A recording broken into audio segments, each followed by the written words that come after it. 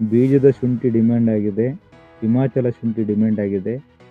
But ಮಾರ್ಕೆಟಲ್ಲಿ running ಆಗ್ತಿರೋಂತಹ ರಿಗೋಡಿ ಶುಂಠಿ demand ಆಗಿಲ್ಲ. ಹಿಮಾಚಲ ಶುಂಠಿ ಯಾವ ಕಾರಣಕ್ಕೆ ಡಿಮ್ಯಾಂಡ್ ಆಗಿದೆ ಅಂದರೆ ಒಣ ಶುಂಠಿಗೆ ಹೋಗುತ್ತೆ, ಹಂಗಾಗಿ ಅದು ಡಿಮ್ಯಾಂಡ್ ಆಗಿದೆ.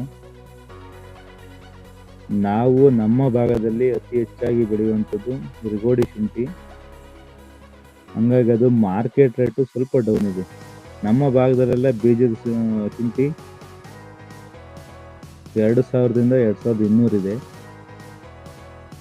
ನೀವು ಕೂಡ ಬೀಜದ ಶುಂಠಿ ಕೊಡುವಾಗ ದಯವಿಟ್ಟು ಹೇಳ್ತೀನಿ, 2000ಕ್ಕಿಂತ ಕಡಿಮೆ ಯಾವುದೇ ಕಾರಣಕ್ಕೂ ಕೊಡಬೇಡಿ. ಉತ್ತಮವಾದ ಶುಂಠಿಗೆ ಉತ್ತಮವಾದ ಬೆಲೆ ಬಂದೇ ಬರುತ್ತೆ.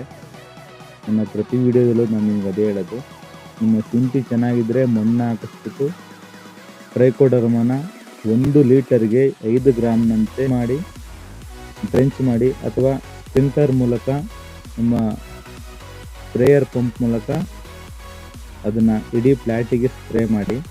ತುಂಬ ಸೇಫ್ಟಿಯಾಗಿರುತ್ತೆ. ಟ್ರೈಕೋಡರ್ಮನ ನೀವು ಸ್ಪ್ರೇ ಕೊಡೋದ್ರಿಂದ ನಿಮ್ಮದು ತುಂಬ ಗಿಡ ಬೆಳೆದಿದೆ, ನನಗೆ ಸ್ಪ್ರೇ ಕೊಡೋಕ್ಕಾಗಲ್ಲ ಅಂತ ಹೇಳಿದರೆ 16 mm ಒಂದು ಡ್ರಿಪ್ಪು ನಾಜಲ್ನ ನಿಮ್ಮ ಮೇನ್ ಲೇನು ಶುಂಠಿ ಮೇನ್ ಲೇನಿಗೆ ಇನ್ಸರ್ಟ್ ಮಾಡಿ ಮೆಡಿಸಿನ್ ಸ್ಪ್ರೇ ಮಾಡ್ತೀವಿ. ಆ ಸ್ಪ್ರೇ ಪಂಪ್ನಿಂದ ಟ್ರೈಕೋಡರ್ಮ ಅದು ನಿಮಗೆ KGಗೆ ತುಂಬ ಡಿಫ್ರೆನ್ಸ್ ಇದೆ ಒಂದೊಂದು ಏರಿಯಾದಲ್ಲಿ ಪ್ರೈಸು. ನಿಮಗೆ ತೋಟಗಾರಿಕೆಯಲ್ಲಿ ಕೆಲವೊಂದು ಕಡೆ ಫ್ರೀಯಾಗೆ ಸಿಗುತ್ತೆ.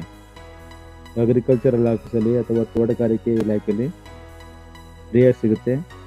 ನೀವು ಅದನ್ನು 1 ಲೀಟರ್ಗೆ 5 ಗ್ರಾಮ್ನಂತೆ ಬೆರೆಸಿ ನೀವು ಅದನ್ನು ಸ್ಪ್ರೇನ ಅಥವಾ ಸ್ಪ್ರಿಂಕ್ಲರ್ ಮೂಲಕ ಕೊಟ್ಟರೆ ನಿಮ್ಮ ಶುಂಠಿ ತುಂಬ ಸೇಫ್ಟಿಯಾಗಿರುತ್ತೆ. ಆ್ಯಕ್ಚುಲಿ ಡಿಸೆಂಬರು ಎಂಡೊತ್ತಿಗೆ ರೇಟು ಅಪ್ಪಾಗಬೇಕಿತ್ತು, ಈ ಟೈಮಲ್ಲಿ ಆಗಿಲ್ಲ. ಆದರೆ ಹಿಮಾಚಲ ಶುಂಠಿ ಹಾಗೂ ಬೀಜದ ಶುಂಠಿ ಡಿಮ್ಯಾಂಡ್ ಬಂದಿದೆ.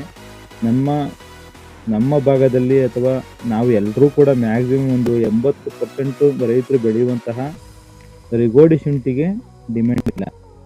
ಅದು ಯಾವ ಕಾರಣಕ್ಕೆ ಅಂತ ನಮಗೂ ಸರಿಯಾಗಿ ಅರ್ಥ ಆಗ್ತಿಲ್ಲ. ಯಾಕೆಂದರೆ ಮಾರ್ಕೆಟಲ್ಲಿ ಹೆಚ್ಚಾಗಿ ಹೋಗ್ತಾ ಇದೆ ಔರಂಗಾಬಾದ್, ಆ ಶುಂಠಿ ನಮಗೆ ಹೆಚ್ಚಾಗಿ ಬರ್ತಾ ಇರೋದ್ರಿಂದ ಸ್ವಲ್ಪ ನಮ್ಮ ಭಾಗದ ಶುಂಠಿಗೆ ಕಡಿಮೆ ಆಗಿದೆ ಅಂತೇಳಿ ಒಂದು ಮಾಹಿತಿ ಇದೆ. ನನ್ನ ಅನಿಸಿಕೆ ಪ್ರಕಾರ ಡಿಮ್ಯಾಂಡ್ ಆದರೆ ಜನವರಿ ಎಂಡು ಅಥವಾ ಫೆಬ್ರವರಿ ಎಂಡಲ್ಲಿ ಆಗಲೇಬೇಕು, ಹಾಗೆ ಆಗುತ್ತೆ.